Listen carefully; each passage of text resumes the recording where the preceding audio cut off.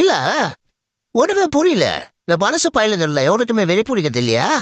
சின்ன சின்ன குழந்தைகளை பாலியல் பலாத்காரம் செய்யறது இல்லையா? கொலை குற்றங்கள்ல ஈடுபடுறது இல்லையா? கேப் மாதிரித்தனம் பொல்ல மாதிரித்தனம் செய்யறது இல்லையா? அவ்வளவு மட்டும் தான் நீங்க ஜெயில போடுறீங்க. ஒட்டு மொத்தமா மக்களை எல்லாரையுமா கூட்டு போய் ஜெயில போடுறீங்க.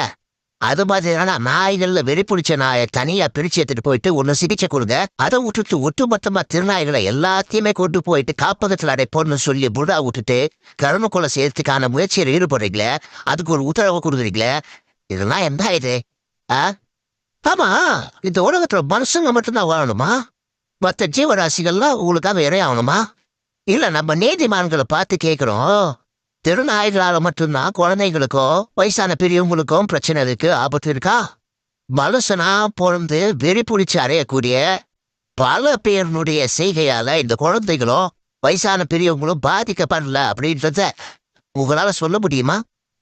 நாட்டுல பிரச்சனை இல்லையானா கள்ளச்சாராய சாவுகள், போதை மருந்து பழக்கம், பாலியல் பலாத்காரம், கனிமவள கொள்ளை, சாதிய கொலைகள், பணத்துக்காக நடக்கக்கூடிய பயங்கரங்கள், மக்களை ஏமாத்தி அநியாயமா சம்பாதிக்கக்கூடிய ஊழல்வாதிகள், ஒட்டுமொத்தமா சட்டம் ஒழுங்கு பிரச்சனை.